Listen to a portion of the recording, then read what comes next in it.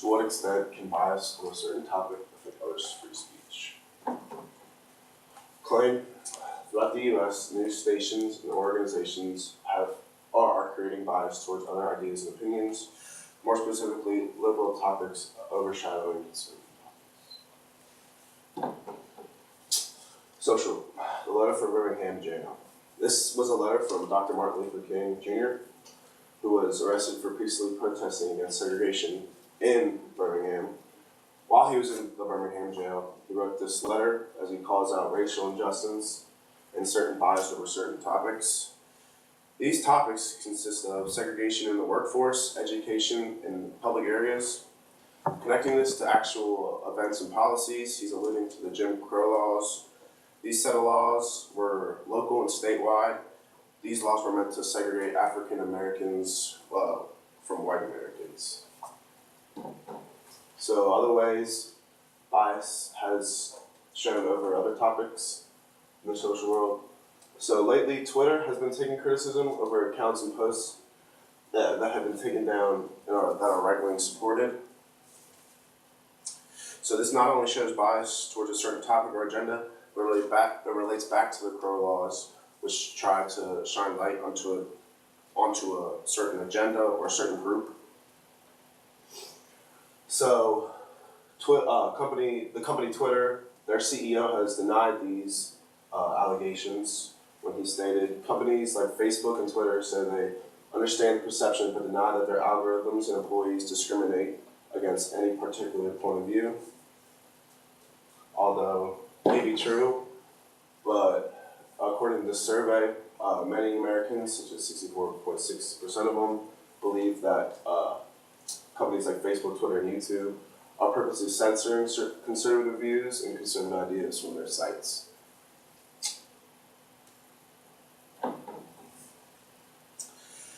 So Twitter also believes that they've done the right thing by taking down these posts which show hate speech or posts that attack certain people or ideas. Although it may be true, the Supreme Court has made this ruling when it comes to hate speech. And the justices made clear that speech that some view as racially offensive is protected not just against outright prohibition, but also against lesser restrictions. So this shows that although hate speech might be bad, it might attack a certain group, but it's technically protected under the First Amendment. And these lesser restrictions could also relate to conservative views that are just trying to explain their view and explain their policies that could possibly make America better. So then shows how, okay, so my bad. So restrating back to how Twitter CEO Jack Dorsey believes that there's no bias within Twitter or Facebook. This survey shows that 62% of Americans believe they consume TV, newspapers, and radios that show bias on conservative views, and 80% of them believe they see social media as a way of bias being spread across the U.S. This is also supported when this survey from Media Research Center has shown that 59% believe that there was bias in favor of Hillary Clinton during the election, while only 21% was shown in favor of Trump. This then makes you think, or makes you ask the question, if our media is so biased, how will future generations see us? How will future kids see what we saw in their textbooks? Will liberal views be seen as the right views, or how will conservatives be reviewed? So this frustration on debating which side is right can sadly lead to violence. As stated right here, a string of violent incidents in October further eliminated political polarization in America, raising serious concerns about how media bias contributes to the hateful division. So this statement of how future generations will see us is also supported when Student News Daily states right here, the majority of Americans believe that the mass media slant reports in favor of a local position on current issues.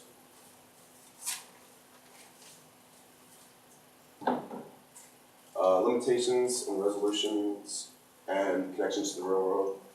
So throughout this presentation, we've seen instances on bias, not just through society, but throughout media outlets and politics. So this raises this question: almost all news sources have a bias. So how can you spot bias if you're reading something biased?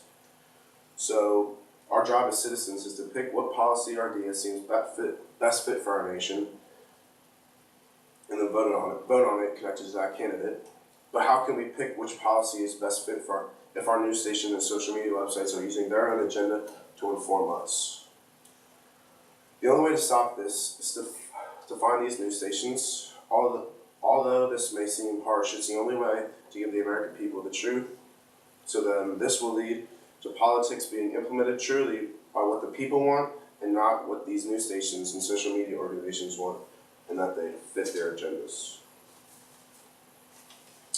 So, relating to the real world, these bias concepts can lead to inconsistencies. For example, Democratic.org, a website that promotes democratic ideas, it states Democrats are fighting for every immigrant who feels threatened by Donald Trump's election. But when Donald Trump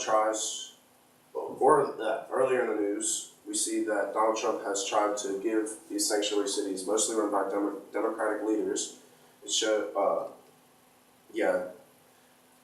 trying to give these sanctuary cities the immigrants that they want, but when they are confronted and offered these immigrants, they refuse and back down the immigrants. That was it for the website. Okay, a couple of questions. So the first one is, how valid and reliable are the sources you've used, and how do you know, and which sources didn't work? Okay, I think the sources, like the surveys,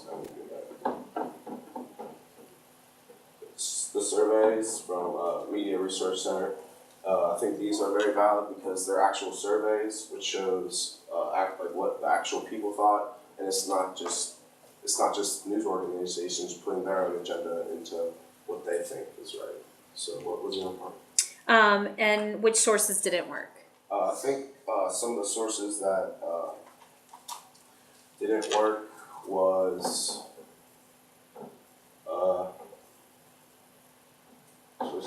is kind of like the. I'm trying to go back.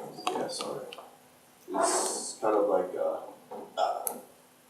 is these ones because I found these from more conservative, biased organizations, which then led to my final statement, which was like how you spot bias if there's bias within the news outlets that are telling you there's bias.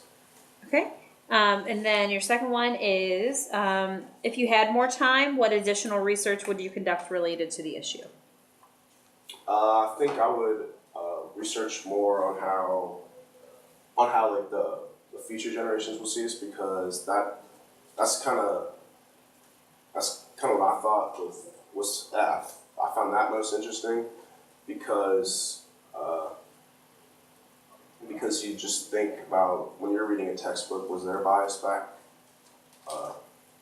when those events were occurring, or if you're learning a new topic, like how was it actually seen back then? Okay, thank you.